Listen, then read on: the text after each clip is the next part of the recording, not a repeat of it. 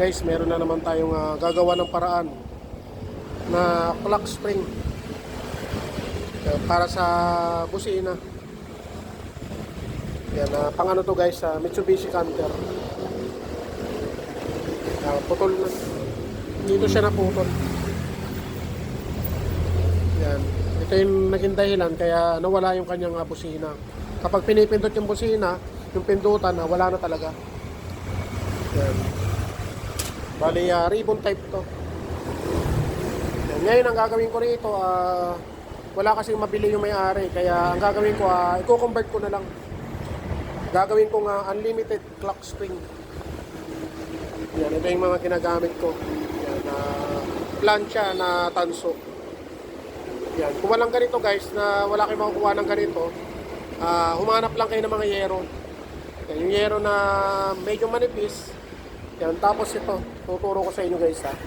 Gagawin nyo ito. Tawa ko rin. Yan, kukunin nyo lang ito.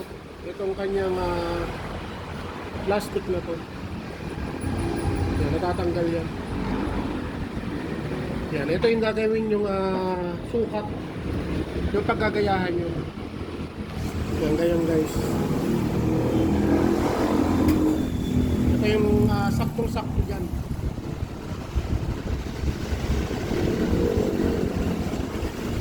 Yan, sukatin nyo lang.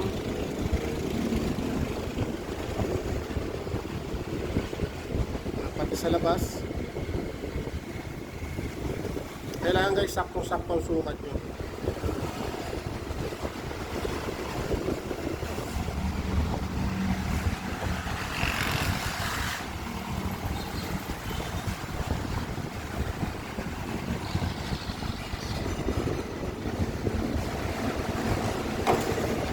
Ito na siya. Tapos gagamitan nyo lang guys ng bunting sa yero. Yan. Kali ito na guys. Nasukat na natin. Yan, pati dito sa loob. Yan ang gagawin nyo, kailangan na sakto-sakto rin.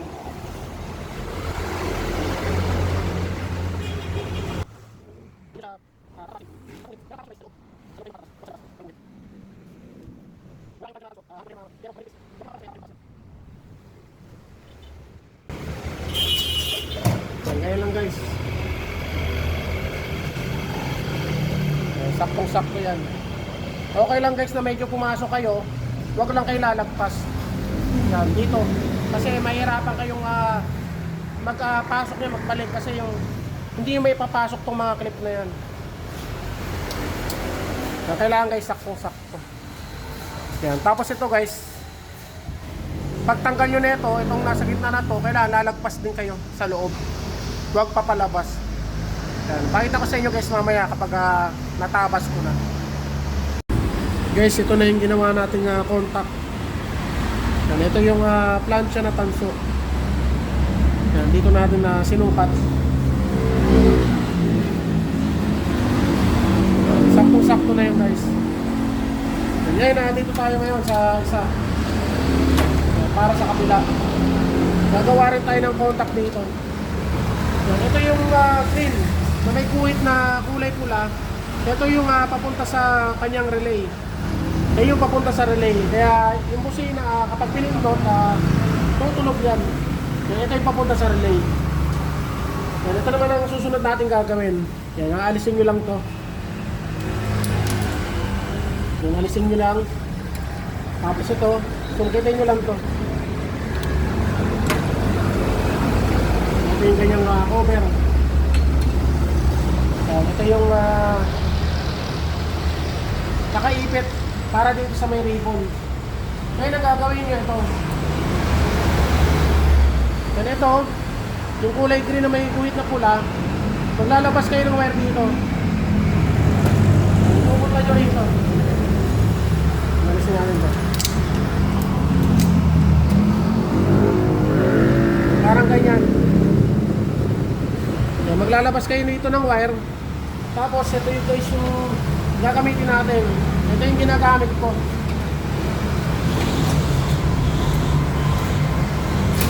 Ito kasi guys ang ginagamit ko kasi ito bumabalik to. Yan, huwag kayong maglalagay ng hindi bumabalik kasi kapag tumukod yan, hindi na maglalaro. Yan, mawawala ang busina nyo. Kailangan guys, naglalaro ng ganyan. Yan, ganito yan guys. Yan, babaloktotin nyo lang yung dulo. Yan, kaya ako binaloktot para dito yan. Yan, siyang kukontak dito. Kaya ako binaloktot para hindi masusugat to. Yan, kahit anong ikot yan guys. Yan, hindi niya susugatan to kasi nakabaluktot yan. Yan, dito natin ilalagay yan.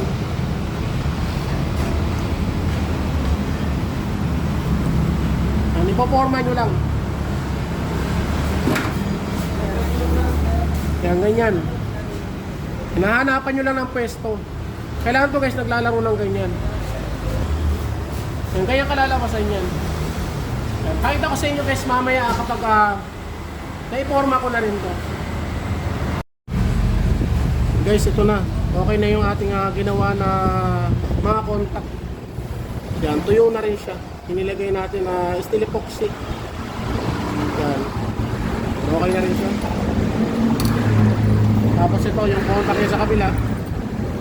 Yan, ito yung ating ginawang contact niya papunta dito. Papunta yan dito guys. Sa green na may guhit na kulay pula. Yan, dito yun. Yan. Lagyan nyo lang ng wire guys. Diretso rito. Sa akin kasi naglagay ako yung panusok na. Kung wala kayong ganitong panusok, diretso nyo lang, wire lang, diretso rito. Pakita ko sa inyo. Yan, kahit na nakailang ikot kayo yan guys, wala nang mapuputol na ribbon. Yan, diretso na yan. Kahit ibalik-balik nyo yan. Yan, ito yung kanyang dating ribbon. Yan, wala na. Sira na to. Ito yung naging problema niya guys. Yan, dito sa kabila. Naputol siya. Yan ito. Malambot na siya, kaya hindi na siya gumana yung busina. Ayan, assemble na natin. Ipapasok lang ng ganyan. Kailangan guys, nasa loob to. Ayan, sa loob. Ayan, sentro nyo lang ng ganyan.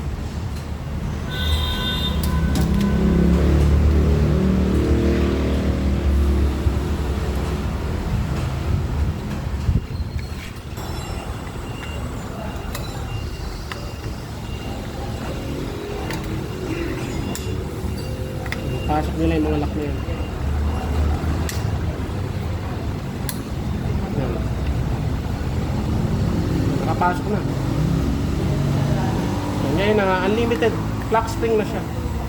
Yan, kahit ilang ikot yan, kahit 1,000,000 ikot, wala nang mapuputol yan sa loob. Yan, bali ito guys yung driver. Yan. Yan, bali ito guys ay kakabit na natin. Ano ka?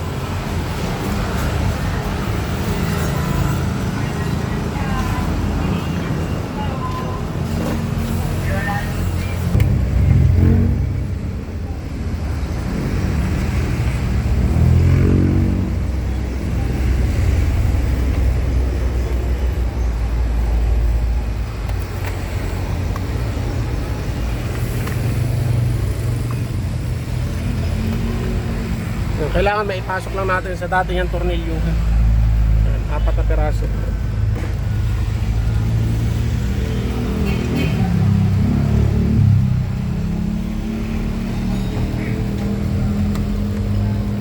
Ganito guys, pwede nyo gawin yan kapag yung airbag nya nakakuntim na.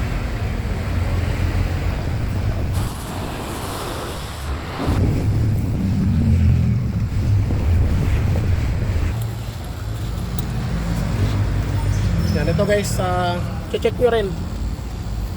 Yan, kailangan nakapasok yung kanyang mga lock. Yan, 3 peraso. Yan, testing natin. Salpak na natin yung kanyang manibela.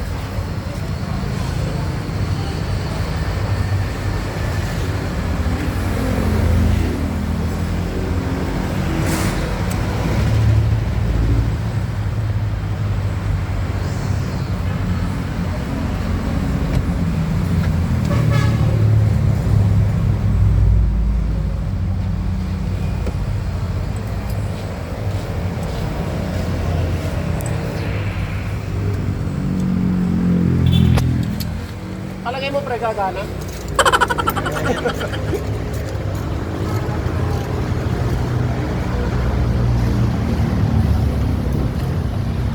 Dito guys, kapag gagawa kayo nito ng clock spring na to, ko-convert nyo, kailangan bago nyo tanggalin, tandaan nyo, kailangan ito nasa gitna.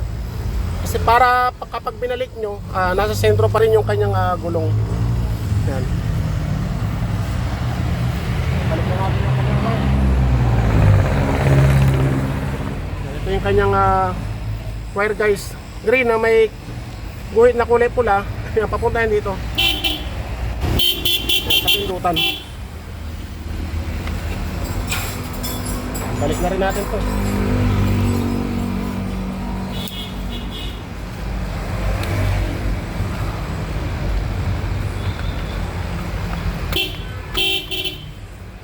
Kailangan guys, ibabalik mo to yung mga tornilyo. Kasi kapag hindi nakabalik yan, maglo-lose contact yan. Kabilaan yan.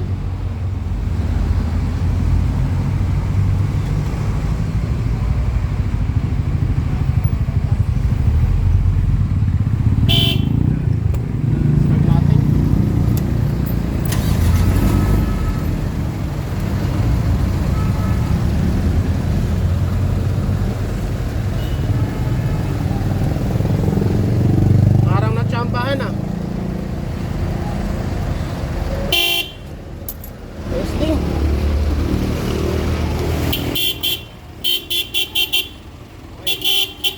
Ayos ba? Kahit sa pwesto ka, yan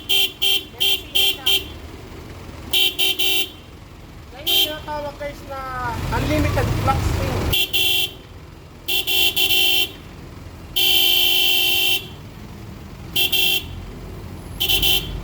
Okay na guys, yung shoutout nga pala sa kumpare ko kay Sir Ferdy Villamin, na siyang may-ari ng truck na to, pati kay Ma'am Lisa Castro Villamin. Shoutout po sa inyo Sir Ma'am. Yan. Maraming salamat po sa tiwala. Pre, na kami shoutout ka, shoutout ka. Yan si Pre, yan yung kanyang driver. Yan ito guys. Sigurado kahit na hanggang sa masira na yung sasakyan, kumbaga ilang taon na to, mabulok na yung sasakyan, meron pa rin busina yan. Yan yung tinatawag na unlimited clock spring. Yan guys, kung meron pa kayong gusto matutunan, yan, punta lang kayo sa aking YouTube channel, GL Paladin na YouTube channel. Yan, nagpakita ko. Yan. Tapos meron din tayong mga ina-upload sa ating Facebook, Bert Paladin. Yan, okay guys, maraming salamat. Thank you.